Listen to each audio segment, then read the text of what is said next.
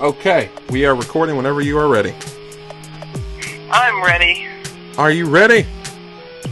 I'm ready. Let's do this live. I'm ready. I'm ready to talk about shit. What's up? I'm Lana. I'm Colby. This is Title Indicates Meaning. Our title today is Unicorns on Crack. Yes, and this is Episode 3, which now is presented by the Night Nerd. Oh, yeah, the Night Nerd. Yeah, so shout out to all those guys there. I have another show there. This is, of course, Lana's first show there. And for those listening to us and find us for the first time, Fighter of the Night, man. For those listening to us for the first time, we have 2 previous episodes. They're on my YouTube account. I'll link them somewhere. You can go check them out. They were like our pilot episodes. This is technically the first episode, but those are the 0 issues. So today, apparently we're talking about unicorns on crack. Unicorns on crack, huh? Alright. What brought up that title? Huh? What brought that title to mind? I was on the fly. We need a title for every episode. I figured, you know what? Unicorns on crack. That's true. And how is it affecting Voldemort? And how it's affecting Voldemort. It's probably affecting him financially. I'm guessing he would have something to do with the selling of drugs in the magical world, since he's involved in most of the nefarious things in that world. Yeah, but if he drinks unicorn blood, does that mean he's getting high on his own supply? Does he drink unicorn blood? Yes, he does. Is that actually in the book? I haven't read Harry Potter. It's in the book and the movie. They walk up on him, face first in a unicorn. Are you shitting me right now, or is that serious? I'm not shitting you. He drinks unicorn blood. Girl, you better not be lying to me, because I have not seen the final 2 movies. I will find you the GIF. I will, and I will send it to you. Then maybe he would be getting high on his own supply. Is that considered high on your own supply if you kill something or someone that it consumed your product, and then you're ingesting the blood of that animal or person? Right, and how would unicorns even do crack? I think I saw it in Family Guy once. I think I saw a unicorn doing crack. I think it could. I mean, I guess you could. Could have been something else. Could you hollow out its horn and use it like a pipe? Oh, good lord! I guess you're getting dark now. This is dark matter. I mean, it's a unicorn's addicted to drugs. It's dark subject matter. We just got to figure out how they're doing it. Right. Oh yeah, there's adult content in the show. So I guess we're on the subject of Harry Potter now. I got to mention there's adult content in the show. Lance wanted me to say that. So, kids, if you made it this far, that's your sneak peek. Come back in a few years. Spoiler alert, I'm about to cuss 10 times in a row. Yeah, and we say everything. Much like Blah Blah Comics, we say whatever the fuck we want. Yeah, or whatever the shit. I haven't told you in Blah Blah Comics I've got a bad habit now of saying cunt too much. Yeah, are we recording right now? Yeah, we are. Okay. It started out as a joke, and then it just I ended up putting it in like every episode. Right. It just flops out sometimes. It happens. Right? It does. So I played Magic the Gathering last night for the first time in forever. I know, I'm jealous. You were telling me about that. Fun. I was out partying all night. Time to go home. We go back to my friend Callie's house and play Magic with her and her boyfriend and one of her roommates. I was playing on an Eldrazi deck that was green flat. Ah. Which, honestly, we picked decks a little bit at random. Yeah. And I should have stuck with the one I had, but I traded with Callie. I traded her the Angel deck for the Eldrazi deck, of course. I could have whooped everyone's ass first night, but of course I chose Eldrazi, so Callie won by a landslide with over 100 health. You should. And each of her creatures having, the same amount of attack and defense as for health. See, you should have won with the Eldrazi deck. If that's a well put together Eldrazi deck, they're hard to beat. I was doing all right. Let's put it this way. Her boyfriend was the reason that I didn't win. I'm just saying that. Because he was going after her originally with a mill deck. Yeah. So he was knocking her cards out left and right, and then he turns over to me, starts knocking my cards out, so I killed him. Like, basically, just as soon as he started attacking me, just like, you're dead, die, just stay in the ground, die. So then, of course, that left me vulnerable, because I used all my resources to get rid of somebody that I could have gotten rid of later in the game. Yeah, see, when it was necessary, but no, I had to save Callie, because I was also saving myself. I partially blame whoever put the Eldrazi deck together, because a well-put-together Eldrazi deck should be able to just dominate, especially in a multi-person match. You're right. You're very right. That's the reason I wanted it. You know, I mean, you know, anything with Blacken, and I'm usually even if it's a bad deck. But yeah, Eldrazi should. It's all that I see. Absolute power. Oh yeah. But Callie ended up winning by a landslide. Yeah. Well, white decks tend to have that problem. As someone who runs a lot of angel decks, I know that the problem Cheaters even like white decks. You think they're cheating? Nah, they're not cheating. People just don't plan on them. Like, I run a lot of white and angel decks because, yeah, you gain a ton of life and you can just become super powerful, but they're easy to counter if you know what you're looking for. Right, but I never care to pay attention to a white deck unless it directly affects me or adding to their health, which, you know, leaves you vulnerable. You don't want to watch their health climb to the ceiling, but you got to put down land, you got to play creatures, you got to attack. Which she had one where every time a creature attacked, she gained the life. See, and that's regardless if you're attacking her or not. So if you were going to attack, you're forced to attack her. And she can block your most powerful, or she can tap your most powerful creature, and pretty much do whatever the fuck she wanted to. Yeah, if you let those cards get out of control, because remember, like, I had the Platinum Angel and a few other ones that were just bullshit cards, like, you can't lose a match, your opponent can't play creature cards, your opponent can only play flying cards, like, stuff like that. White cards have a lot of stuff like that. I didn't have much of that. Yeah. White card, a lot of their effects can be. Actually, there were colorless cards too. Yeah, Eldrazi decks typically have a lot of the Void and a lot of artifacts and a lot of ones with just nothing. And my nickname now is Liliana. That makes sense. Yeah. Liliana's correct. That was also one of your favorite planeswalkers, so it makes sense. It most definitely is. They were just like, you know, they were like, is it okay if we give you a nickname? And I was like, sure, that's fine. And they're like, we're calling you Liliana. I was like, oh my god, I love you guys so much. Liliana's like people that you can go out and party with and have the time of your fucking life, and then turn around and you're playing Magic the Gathering and Mortal Kombat. True. Brings back the good old days. Go from, you know, running around all over the place, you know, being crazy, to, you know, going out, playing board games, fucking, you know, which, you know, those are the kind of friends that stick around for life. Fucking Uno, yo. And if they don't, you hate your life for having lost them. Oh my god. That's right. They don't stick around, you just slit your wrist until they come back. Right. Tell Austin I'm gonna cut myself. He doesn't know that. Oh my god. Nah. Oh wait, he's married now, isn't he? He is. Does his wife play Magic the Gathering? She does. Well, then we're good. This is the most inclusive podcast ever. This is a podcast only for our friends at this point. Really? I'm going to send you all a message. Yeah, if you're listening to this, meet our friends really quickly. That way you'll be able to really understand the conversation where it's going. Right. Add them all on Facebook. They're great.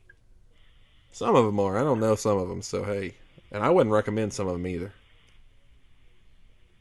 I wouldn't recommend most of them, to be honest.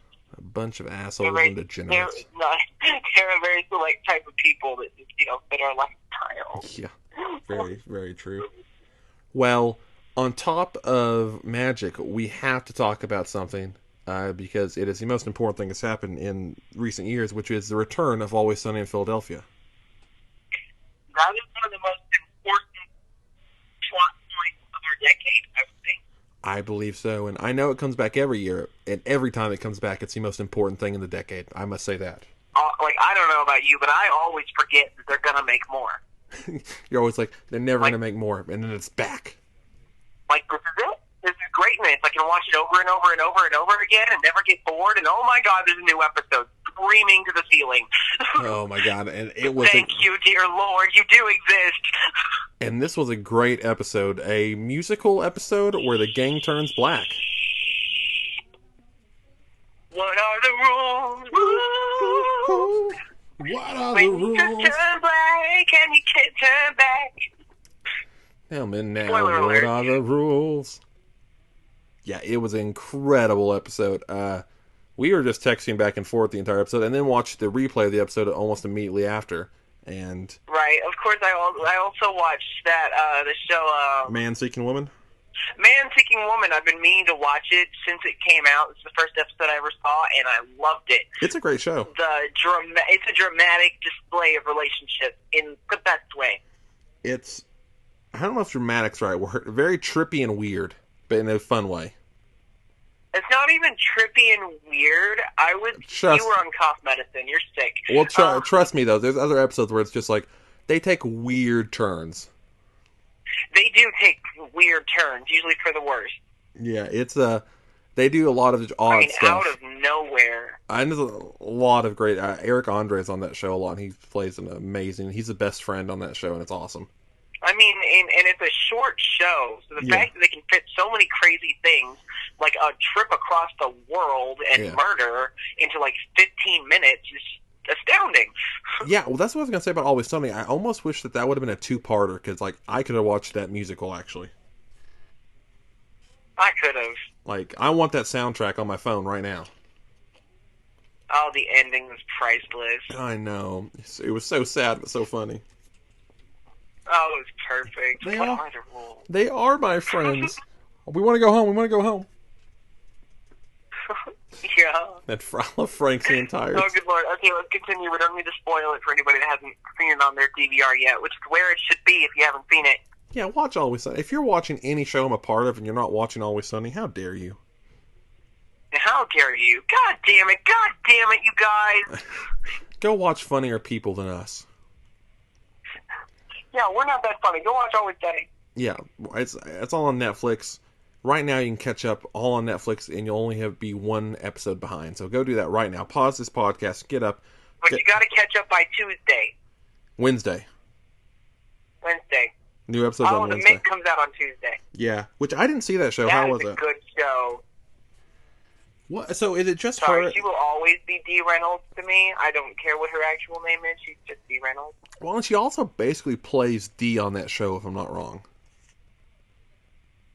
She basically does. She basically plays Dee on vacation.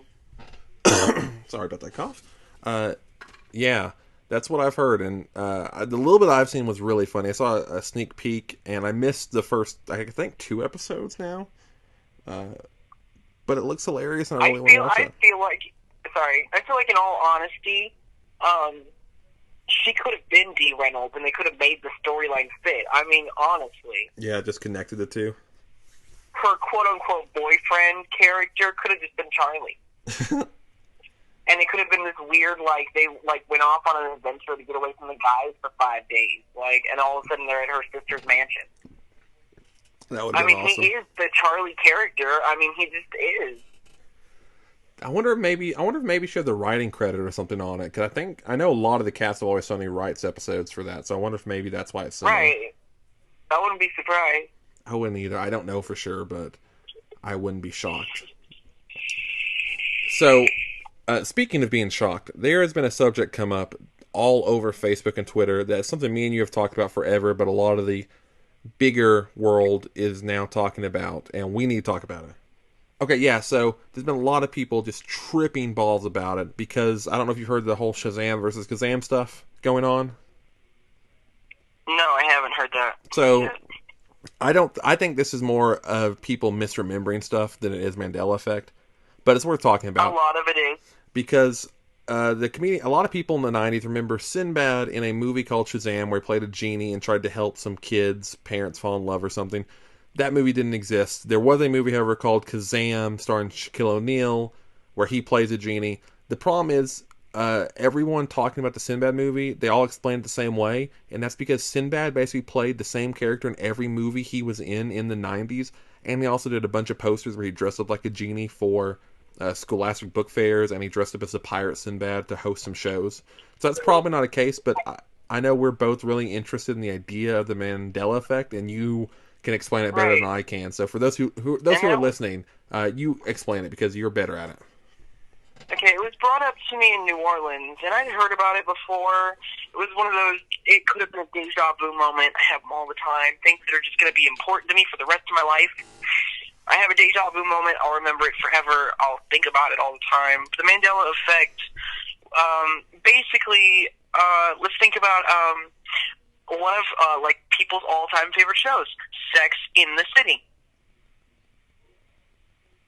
And now you're going to think, yes, that's exactly what the name of the show is. No, you're wrong. It's Sex and the City. And you can look it up. Yeah. It goes both ways, but the producers will never admit it if it was ever changed by them or not. But from what the Mandela effect is basically, a lot of people remember Nelson Mandela dying in prison. I mean, like 90% of people that you talk to, oh yeah, he died in prison in the 80s. He just recently died. Yeah, he died in 2013. The reason that it was brought to my attention was the Bernstein Bears versus the Bernstein Bears, because a lot of people remember that's the other name of the theory. That other people, they kind of conjoined those. Yeah, it's kind of the matching issue. Yeah, and basically the idea of it is that there are different dimensions, different universes, different places where that existed, and these are timelines have bled over, dimensions have crossed over, and so it now exists in one, and people have a memory of it not existing, or it doesn't exist in one, and people have a memory of it existing. Right, and with the Bernstein Bears and Sex in the City, or Sex and the City, sorry, I always say Sex in the City, always, but they have physical proof that it has existed the other way. Well, see, that's also... But only through merchandise. That's also so is that a typo? That's also the biggest problem. Even if everybody in the world remembers it that way? That's also the biggest problem with today's culture, because everything can be so easily faked. Like, that's the Sinbad movie. There were a lot of people that were posting, like... she's vaping, by the way, if you're wondering what that sound is. Yeah, sorry. Vaping. No problem. But there's a lot of people that have posted pictures of the Sinbad VHS cassette. The only problem is it was proved to be a fake as a Photoshop of the wrestler Chavo Guerrero with Sinbad's head on it. And that's the ultimate problem with today's culture is there's so much information out there that's so easy for different ideas to bleed together. But on top of that, it's easy for real things to be mixed up as fake things to be mixed up as real. And it's also so easy to fake things that if you do have something real, it's hard to prove it's real. Think about Pokemon back in the day. Yeah. How many games came out that used Pokemon and just changed the name? Exactly. Or they made it very similar. I mean, nobody's going to believe you if you said, oh, I remember Pokemon being Pokemon. Oh, yeah, Pokemon. They're going to be like, oh, you bought a fake fucking game on the internet. What's wrong with you? But... And it's just interesting to me because... It's when it matches up with everybody you ever talk to that it starts to weird you out and think about, time travel may exist, Well, it's also a weird thing about human brains, and because people think of memory as this concrete thing where memories can be changed easily. That's why in court people don't use eyewitness accounts are not worth as much as people think they are, because like if I say something and it sounds true, people can change their memory to make it true. That's where a lot of these things, the problem with a lot of these are is people hear something like, oh, that sounds true, and when they're told that's not, then they don't want to call their own memory BS. But then again, it's also an interesting phenomenon that so many people can have the same memory of something that not be correct. Either way, it's just really interesting to me. Because either way, it's one of the things that it trips me out so much. It makes me constantly doubt the universe around me, makes me paranoid about the Matrix and whatnot, and time travel, like the butterfly effect, and all those fun, crazy things. So I usually block it out. It's one of those things I just prefer not to think about. It brings up, like... But when it comes up, I'm going to be thinking about it for days, weeks, I don't know. Yeah, it brings up, especially for comics telling everybody fans. I know about it. Yeah, especially for comics fans. That's why it's so popular, I would think. It brings up the idea of the multiverse and the idea that infinite worlds and infinite dimensions, and that there may be crossover to some degree, which is an idea I've always been really interested in, and an idea that there is some scientific proof that could possibly theorize is correct, and that's a lot of possibles, because that's what it is you can't prove it, you can't disprove it. It's a spaghetti monster idea, basically. Right. But when I say that, string theory has some ideas that it may actually be true, but again, it's all theories, but it's just really interesting ideas. Yeah, they're all theories. But one question: if a being from an alternate universe, I mean, they could look like you, they could be supernatural. I mean, also describe what would need to be taking effect in the other universe. Would you cross over with them if you thought you maybe couldn't come back? Oh, I don't know, because, like, on one hand, it'd be really interesting to see, but if you couldn't come back, then you would just be a crazy person in a different dimension. You would just be running around and people talking about all this stuff, and people wouldn't believe you were telling the truth. Right, but would you believe yourself that you were actually crazy and you were in an insane asylum? Or running around the world, your actual universe, running around like a crazy person, thinking, that you're in an alternate reality when you're in the same reality and you never left, you just went a little bit crazy.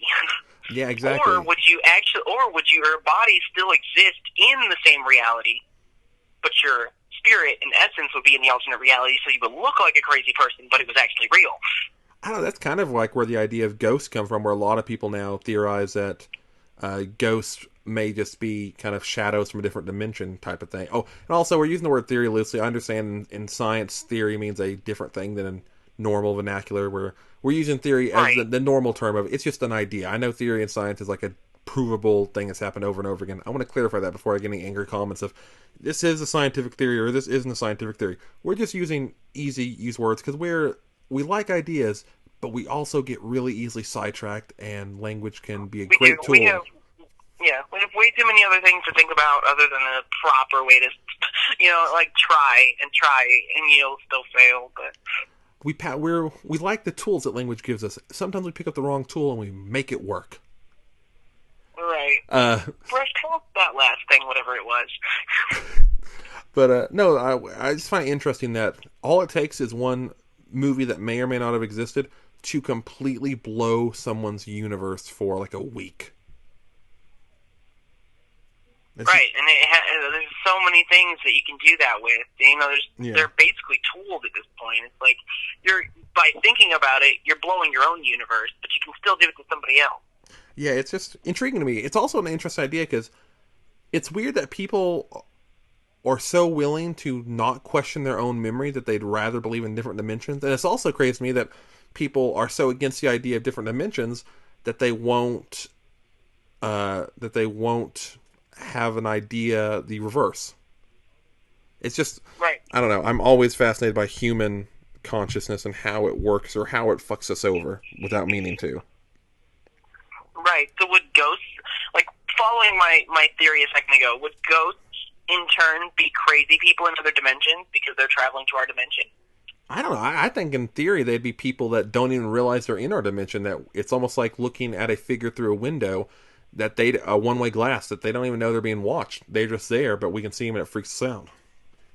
Right, but what about all these, I've had supernatural experiences that have actually altered my presence, you know? Well, I don't know about, maybe that Would they be doing that by accident? Would they not even know it was happening? They just, were being used by the universe? Or maybe in that idea, maybe there are some different universes, dimensions that by that idea could, like, kind of manipulate our world, but only momentarily. Like, maybe it's like a window time thing, like you could only keep the window open for this long before you're stuck. Right, and why is it only whenever you actually, say a supernatural being actually came to give you these answers, that's the only time you would actually question, if they're telling the truth or not. The universe around us tells us it's one thing, and we barely ever question it. But if something changed and something came up to you, that's when you question everything, and them specifically. Because I think it's human nature. When you're presented with new ideas, sometimes those new ideas they shake you to your core so much that you can't believe them, even if they are true. Right. And it's just this weird thing with human nature, where we let our own minds distract us from the truth just because our mind has been conditioned to believe a certain way. All right. you know, like a ghost shows up in your room and you stare at a laundry basket instead because you prefer to think it didn't exist ever. But that's not even what you're trying to do, you know. Like even if you wanted to focus so hard that you could see the ghost, whenever, you know, maybe you saw it out the corner of your eye. Yeah. Your mind is still going to trick you into staring at a fucking laundry basket, you know? Like, yeah, exactly. It goes back to a lot of basic psychology stuff where, like the idea of, if you're being stalked, if you believe you're being stalked, you're being stalked. Even if you aren't actually being stalked, because it's real in your head, it's real to a certain degree. Yeah. And, you know, the power of manifestation is a strong thing. Yeah, it really is. And people discredit so much stuff. People with strong wills can get what they want. Like, there's a lot of interesting tests and ideas of how exerting one's will and confidence affects your physical world, and how, you know, it's the old thing of why people always say, you know, if you're feeling bad, just get up and start moving, because if you convince yourself you're feeling well, sometimes you really can start feeling better. It's the mind over matter idea of sometimes you can. I've always done that since I was a kid, you know, and, you know, or quite the opposite, wanted to stay home from school, convinced myself to get sick. Yeah, I could. Yeah, it's true both ways, and I mean, of course, and then actually got sick, so, you know, didn't get to enjoy my day home. Yeah, and I get. I'm not saying like, oh, if you have cancer, just believe you're better. But then again, there's also tests that, like, people with more. But at the same time, there was a lot of cases where people get over cancer by doing just that, using crystals to, like just little, like, quartz crystals, you know, channeling that negative energy into it. And that it's a tool. Whether or not you're actually channeling the cancer into the crystal doesn't matter, because you're manifesting that you are, so you are. And I'm not saying that, you know, that works for everybody. It's a great, you know, some people, it's just, you know, the way the world works is interesting and complicated, but there are a lot of people that say that's how they got over it. They stopped taking the chemo, they stopped doing the cancer drugs, and they started focusing on spiritualism and, you know, manifesting their reality to be different. Instead of thinking, you know, the world has made it this way, this is how it is, I'm never going to get better, they thought, I don't even need to get better because I'm already better. Yeah, I mean, it's always something that's just very odd to watch, because there are people that, again, it's almost like if you can trick yourself that you're doing it, it's a placebo effect to, like, the nth degree. If you trick yourself that you're doing something that makes you better, even if it's not helping, it may help. Right, the placebo effect for me is almost like a magical thing, almost. No, it kind of is, because it is scientific, but I believe that there's some spiritualism to it. Well, there is, because at the end of the day, it's a matter of belief. It's the fact that you believe you are getting better, and that belief makes your mental problem, or this mental illness, or maybe even a physical thing, subside. So there is a matter of, almost, by definition, a matter of faith, because you are just having this blind faith that what you're taking makes you better, and that makes you better. And I honestly believe it's almost convincing yourself that it's true, convinces the universe around you that it is, makes it real. To a certain degree, that's true. Like that belief that God only exists because we created him. Well, exactly. We believed in him so much that he just poofed into existence, and he's real. It's and at the same time, I've heard quotes about I just saw a movie the other night. I hadn't seen it before. It was a Miyazaki film, Princess Mononoke. Yeah. There was a quote. It was the gods created man, man created God, man killed God, man became God. Oh, this wasn't even a Princess Mononoke quote. Oh. I don't remember exactly what it was. For some reason I thought it was, but that movie kind of symbolized that. No, it does, because that movie has a lot to do with... That quote kind of summed it up a little bit. Yeah, no, that movie does. But of course, then at the very end, there's a girl in the car that says, and then woman takes over the world, or whatever. Yeah. Woman kills man, woman takes over the world, woman becomes God. Now, there is so much to just the simple idea of belief and faith, not even in a religious sense. Like, that's the weird thing about it. Like, take away the ceremony and the pomp and circumstance, and there is something to just the idea of having the belief. I mean, that's why you have shit like what Oprah used to sell, The Secret, where if you just do good deeds and pour your heart into something, that this good thing can happen.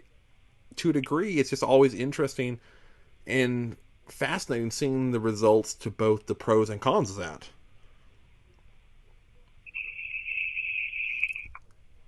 Oh, yes. Right. Back to the Mandela effect, with the memory thing. Of course, this is a prime example. Me not being able to remember exactly where I heard that quote from. I remember the quote specifically.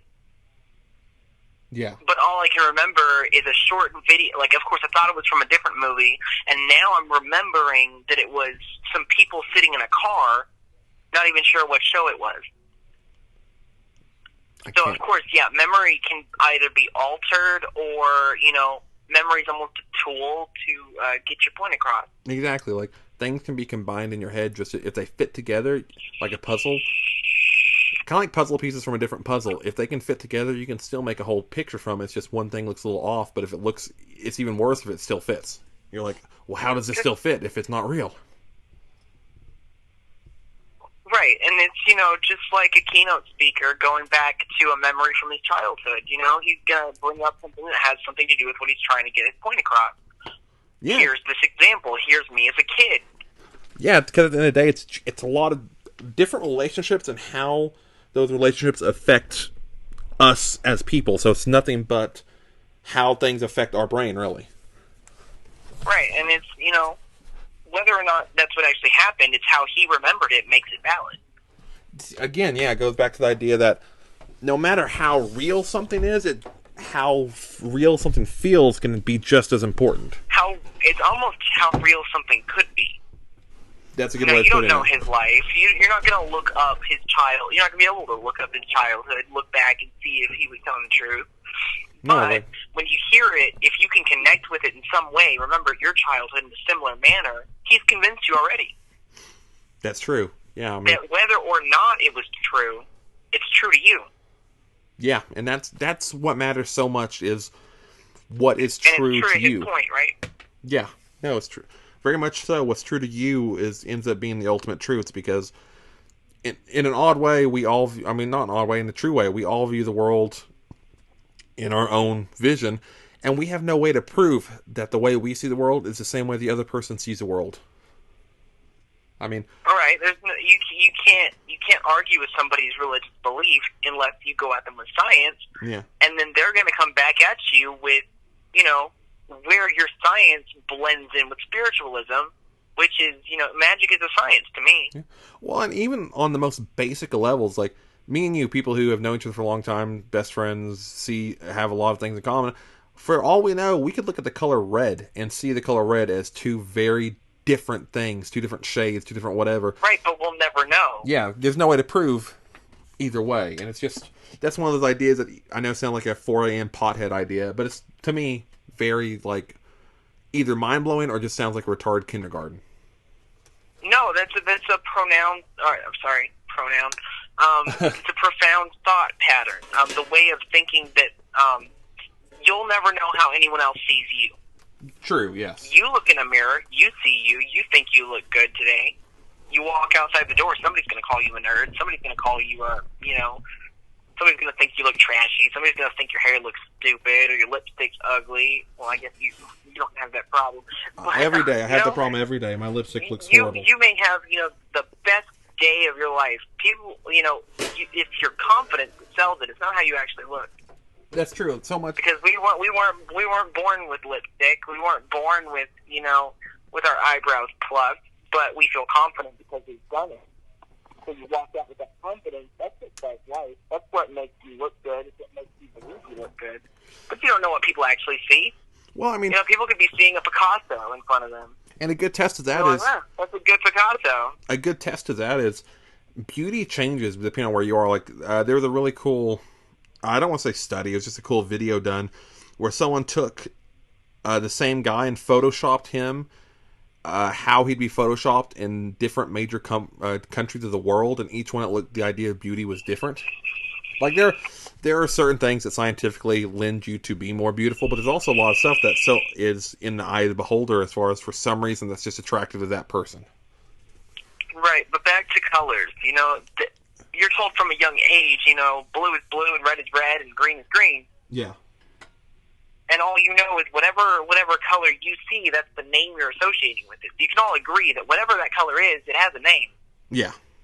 But you can't agree, what, it's hard. It's a complicated, how I see green could be how somebody else sees red. No, it's true. But, people that are colorblind, that's more of it's almost a dyslexia, It really is, and it's something that, talk to anyone that's really badly colorblind, and it sounds stupid, but changes the way you see the world. Right, and some people can't see colors, certain colors, or certain colors look exactly the same. It's all only how we perceive. To quote a million weird shaman salesmen, your perception is reality. Right, it's like, they have to tell you that to convince you to believe you're actually standing in a shaman's shop, for one. Yeah. Like on Gremlins, he goes down to that little shop, he's like, this is your grandfather's shop? Kid says yes, it's his grandfather's shop. It's not just some dingy old basement. There's stuff in here. That's true. Cool, interesting stuff that distracts me from what I'm trying to do, which is sell something to this man. Sell. That may or may not exist. Well, now you're just going so far off. Sorry. Mandela effect really messes with my head. I do like the idea. This is our first episode on the Night Nerd stuff, and we are by far going down the rabbit hole more than any other episode so far. We're way too far down the rabbit hole at this point. I don't know how I'm going to climb back out. We started with unicorns on crack. Good lord. I know, it's true. We'll come out of it eventually. We were going to talk about Harry Potter, and we just didn't even do it. Because I don't know enough about Harry Potter. Like, I'm somewhat of a Harry Potter fan, but I've never finished the books. I've never finished the movie, so I can't claim that I'm a huge Harry Potter fan. Well, I've seen all the movies. I tried to read the books, but it's just, I never had all of them at the same time. And yeah. One of the things when I do that, I have to binge read. I have to, read and read and read and read all in order, so I can assess each book comparatively. And yeah, see, I'm bad. Yeah, I have to force myself to read. If I force myself to continue reading something, I can finish it in no time. But the moment I put something down for more than a day, I won't get back to it for like 2 months. Yeah. So that's my biggest problem with reading, and I think it's why I lend myself to comics so much more, is because a comic just feels less threatening when I'm reading it, because it's like, oh, I can get through this in no time. And then even if it's like a massive comic, like an omnibus, I have no problem finishing that in a month. Where a book, I'm like, oh my god, this is gonna take me forever. There's where my secrets of reading lie. I'm with you in that regard. For a kid, I literally lived in books. So hard for me now, actually having some sort of a life, it's so hard for me now to just devote time to myself to read. Yeah. It's hard, because reading does take so much more time to find. Cause and it really didn't take that much more time, I guess, with, like, we were talking about watching Always Sunny. You put aside like 30 minutes to read, and you can get pretty far if you do that 2 times a day. But that's the thing, is when I read, I used to devote my entire day. Yes, I've never done that. Literal days straight where people have to come in and remind me to eat because I don't exist in that reality. Hey, wait a minute. It's like I'd go into a bookstore, I find one book I kind of like, I'll buy the entire series and I'll start reading it, and I just won't leave that world. I'll forget mundane things exist. I'll almost pee myself realizing, oh shit, I had to go to the bathroom 3 days ago in book time.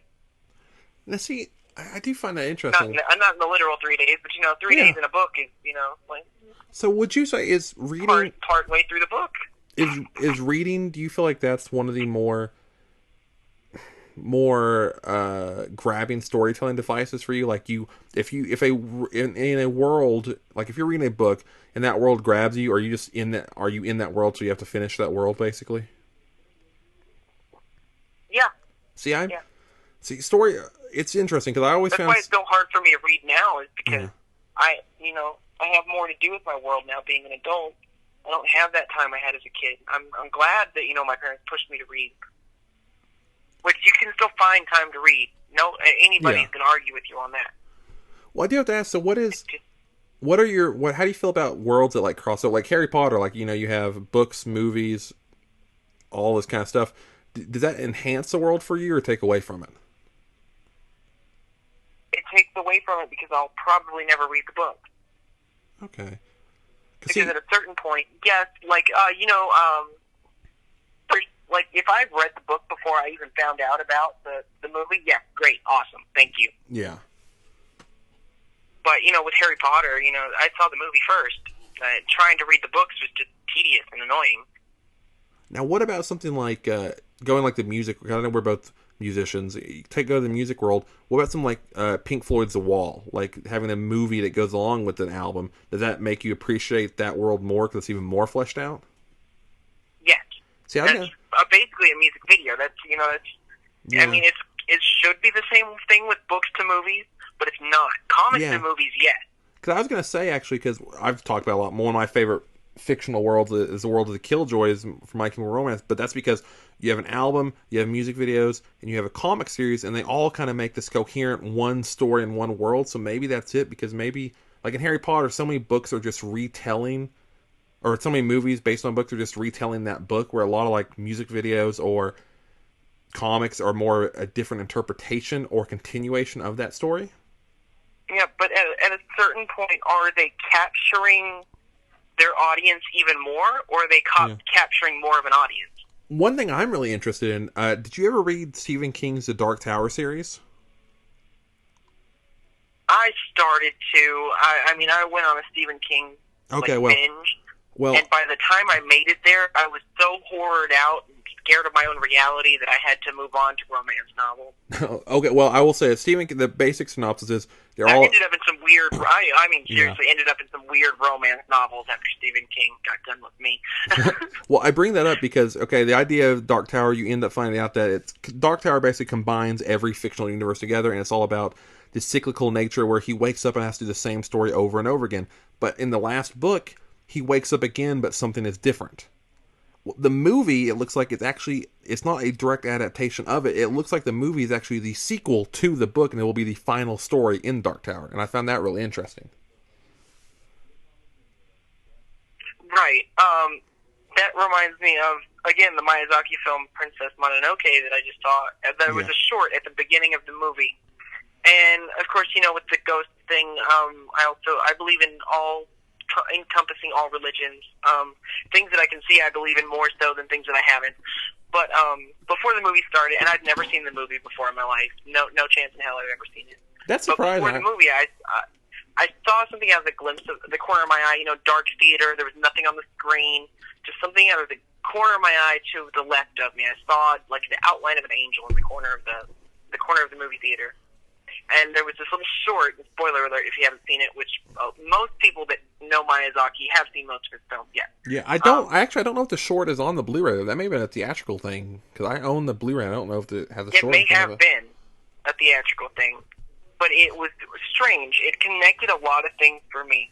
I was on Pottermore, and they had a question about me getting my wand, what wand I was going to get. And one of the things was, if you saw there was a little picture of this eyeball, and this eyeball showed up in the short, the same eyeball. But the question was, if you could speak to this supernatural entity, what question would you ask it? And the answer choices were, what your answer you would want to hear. Like, basically, think of a question you're going to ask God. What do you want him to say to you when you ask it? So, of course, my question, was answered in the short film. It was interesting. It was almost like I got my answer. And it was all about this little angel girl that was stuck in this cult, and she's always being captured by crazy people. And these two people are always going to save her. The same two men always somehow end up near her. It doesn't even look like they're looking for her. They just find her, save her life. Happens again, repeat. They did a flashback to saving her the first time. They fell to their death when the bridge. They were driving in a truck, and the bridge came apart from a flying ship, tore the bridge apart. They fell to their death. Flash forward to them saving her from the cult with the eyeball on it and running out the door. Flashback again. The same thing happens where the bridge explodes, but this time the truck can fly. Just strange. Like you had mentioned something about, the story was different the last time around. Yeah. It's almost, It's like, just because, these religions believe something that you believe doesn't mean they're not going to turn around and use it against you. That is definitely something. And it doesn't mean that it's not real because they do. Yeah. I will say, this podcast got way deeper than I thought it would originally. Yeah, starting with unicorns on crack. Got your Darth Vader going there, too, where it sounds like you're Vader breathing every now and then with the vape. Right. Ooh, that sounds a lot. That's not bad.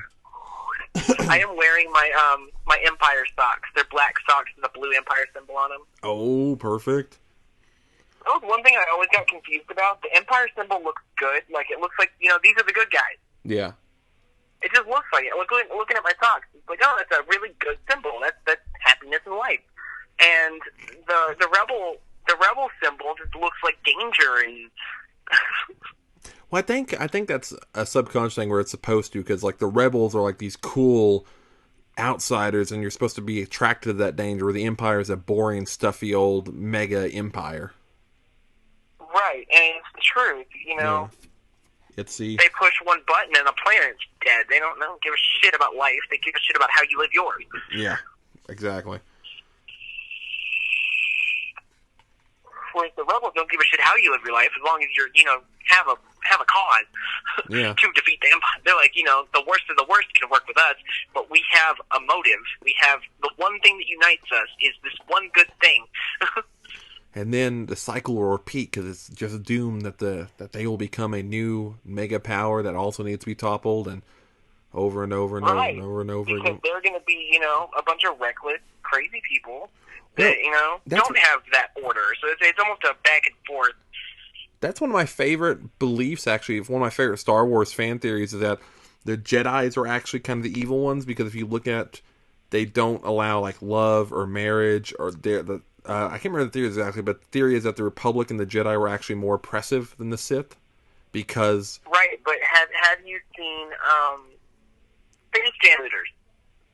Goes more in depth of the actual living life. Well, I don't know. Death Star. I don't know if we can consider a fan-made project to be canon. No, but it's a very good theory of how life would be. Your life is laid out for you. Your friends are chosen for you. Oh yeah, and that very well could. I think life in the Empire would be very. Actually, no. If you were in the Empire or or a Jedi, I think either way, your life is so laid out for you and so oppressive. I don't know which would be worse for a citizen. Like, if you were an Empire-loving citizen during the Empire, I wonder if you'd have it better off than if you were a Republic-loving citizen when the Republic was around. But think about if you choose to be a bounty hunter instead and work for yourself. You're being hunted just as much as you're hunting. Yeah, it goes back and forth. This is the problem with Star Wars, where in the end, it's such a... I mean, you're still a slave to the people giving you money. Yeah. You may have to kill a good guy. You may have to kill a bad guy. It doesn't matter at that point. Your morals are not important. Your money is important. You know who had the best life then in Star Wars? Who? Pod racers. Most of them were, that's a good way to let out their fucking, aggression. Yeah, it's a Bulba in a positive manner. But at the same time, most of those people were smugglers, slave owners, or slaves themselves. Yeah, but they didn't have to be. They could have just been a pod racer. Right. At that moment, they're just pod racers. I'm trying to think then who would be the best to live. I mean, I guess if you were high enough up as like if you were like a Sith Lord, it seems like they can do mostly what they want to do. Not even, because you're still under the charge. I mean, with authority comes the responsibility of keeping everybody else in line. You need to be like trying to think who would and following whatever master plan the universe has laid out for you. So they both have that, because the Rebels have that too, because that's kind of what Star Wars Rebels gets into, where it's like once you become part of an organization, you got to start fitting in with that organization and making the organization better and stronger for the one thing they laid out before you. It's either total world or universal domination on the side of the Sith, which is basically we need to take out everyone that is a threat. So that's the only thing you can think of. You're not doing what you want to do. You're still doing what they want you to do, just on the other side of the spectrum. Yeah. I guess Whereas, as a rebel, you're not really rebelling. You're doing what you're supposed to do, and that's, giving them something to fight. Yeah. The old balance and cyclical storytelling nature. Right, but that's the balance of the universe. For every villain, there's a hero, and for every hero, there's a villain. And then, for the fact that there's the balance of the heroes versus the villains, there's always going to be these side characters that have their own thing going on. Bounty hunters, smugglers, all the in between nonsense that gets in the middle of all that.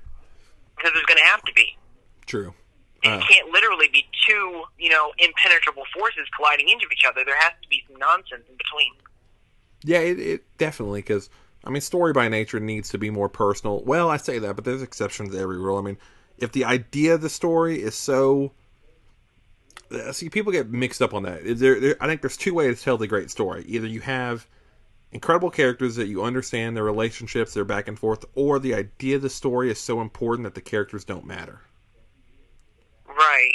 And that's going back. That's kind of like Rogue One, where Rogue One, at the end of the day, the characters don't necessarily matter, but the overall story does. Yeah, exactly. I loved the characters, but they weren't very focused on. It was more so, we got. It was almost giving it more of a perspective to, introspective for sure. Yeah, exactly. It's like that movie was a great movie, and a really fun movie, but it basically was it lended to the entire Star Wars canon, but those characters in that film were just kind of like, that could have been any characters. Like, they didn't have to be those characters. They could have been pretty much any characters for the most part. Like, Jyn was important. Everyone else was just like random rebels, and they were fun characters. But again, what was important about that movie was not the relationships of the characters. It was getting this done so that A New Hope could happen. And then Luke becomes... Where the other Star Wars, I would argue that the characters are like, Luke is very important. Vader is very important. Yoda is very important. Palpatine, Han... Like, those are more characters-based, where Rogue One is more story-based. So it's a really interesting idea to me in that world.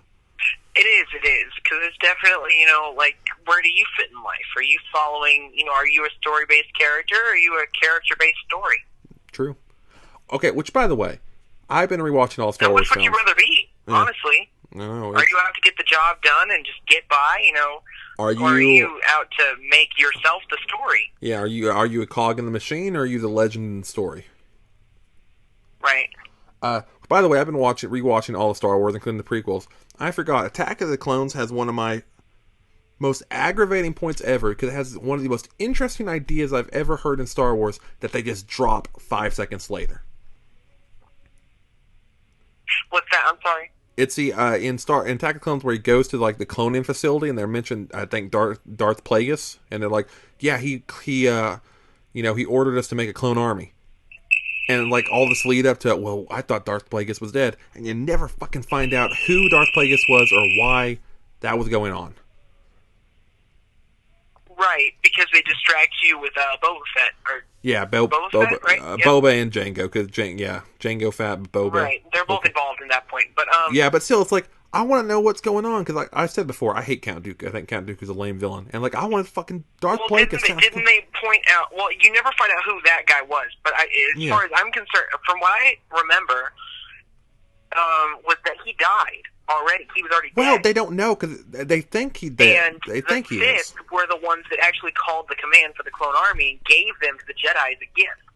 Basically, like I just said, every villain loves their heroes because it makes their followers more passionate about the plight. I don't know. Because they never. That's one of those really weird things in the prequels. And it's also a useful tool for getting rid of them at the same time. It's that conflicting nature of, is Joker ever going to actually kill the Batman even if he had the chance? Yeah, true. It's one of those ultimate questions. Or you're going back to Batman. It's the old idea of you either die the hero or live long enough to see yourself become the villain. Exactly. Yeah. So that was our Star Wars section. I don't know how we got on that.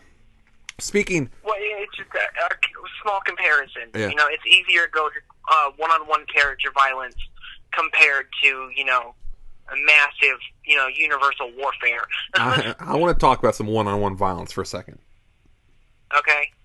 Because over this... You're not challenging me to a duel, are you? Well, once a duel is challenged, you cannot take it back. Once the challenge is accepted, yes. You can't take it back. Kind of. This kind of goes on that.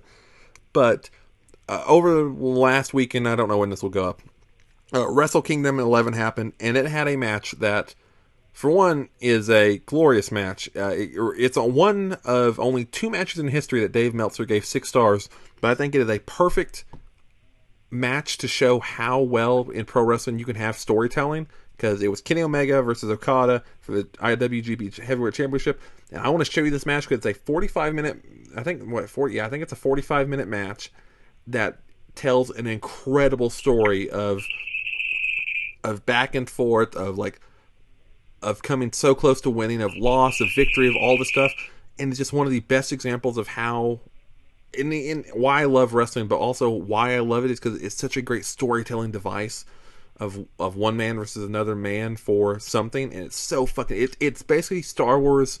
It's basically Return of the Jedi in one wrestling match, if I can compare it to Star Wars. Well, I'll have to see. You'll have to show me sometime. It is so... When we're actually in the same town. I know. It is... Because the entire match, basically, you have... He keeps trying to hit... Toward the end of the match, he keeps trying to hit his finisher, and Omega... In the entire match, Omega never hits his finisher, and the commentator does great. They keep on saying, if he hits his finisher, this is over. Where Okada hits his finisher like 5 times, and every time Omega's kicking out of it, and it's just... There's some crazy, brutal spots that are like, I don't know how they didn't die. It's fucking incredible, but I want to, that's my shout-out match of the year. If anyone wants to watch wrestling and see why some people love it and see why people say it's great storytelling, go watch Kenny Omega versus Okada from Wrestle Kingdom 11, January 4th, 2017. Go check that shit out. That's my random wrestling plug I had to mention. Right. It's fucking incredible. It is amazing. Well, I think we've about reached our time limit. We don't have a time. We can go all night if we want to. Right. I'm just running out of things to mention compared to other things we were... But I do think this is more of a natural wrapping up point. I think it is. I think it really is. And I'm glad we finally got to the bottom of Unicorn Crack. Right. Unicorn Crack is just non-important. Crack is whack. Crack is whack, and it'll send you for a spiral of Mandela theories and just ultimately questioning the universe and why it works the way it does. Yes. But again... Coming to no conclusion whatsoever. Yes. No conclusion. No conclusion needed. I want to again say thank you for the Night Nerd for letting us be on here, and thank you for everyone listening. Like, subscribe, download, share, all that jazz that you are aware of. Right, and please, let's save the unicorns and get them off crack.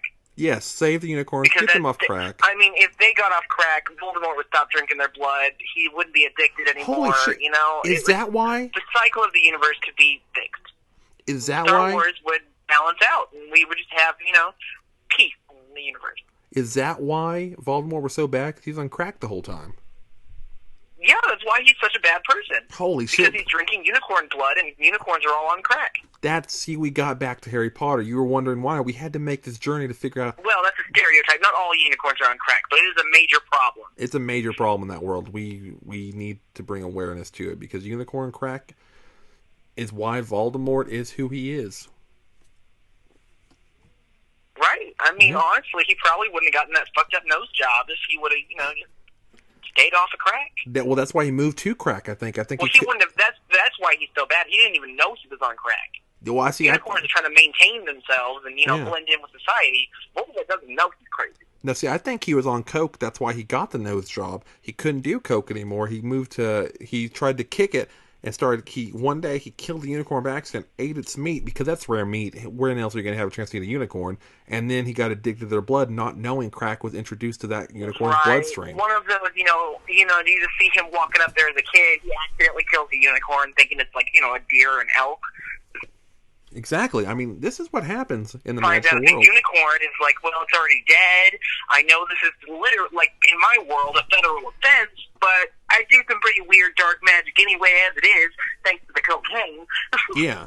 Because we all know, I mean, look at Voldemort. He fucking blew his nose off, literally. Right. That's where the demons get you. That's where they get you. They start taking over your brain. Taking it over and bringing it down. Like, yeah. Oh my god. So, I think that's about all we can say about Unicorn Crack today. Yeah, let's drop... Okay. Well, I guess it's your turn to pick the name of the episode next time. Yes, episode 4. You can either think about it or do it on the fly. I kind of like the on the fly because it creates some interesting conversation. Yes, I'll save it till on the fly. Episode 4 is yet to be titled. It'll be coming up next week. And let's see, go with Star Wars Episode 4. Oh, Episode 4 is A New Hope in Star Wars. So prepare for a new saga to begin next week as we continue to, I don't know. That's the ending to Assembling the Avengers, the other podcast. They say we continue to assemble the Avengers one piece at a time. We continue to talk random subjects and look for the meaning in the title. Look for the meaning in the title. And so, discover your world around you through Unicorn Crack. Yes. And don't go crazy, please. So thank you guys. Good night and goodbye. Good night. Bang!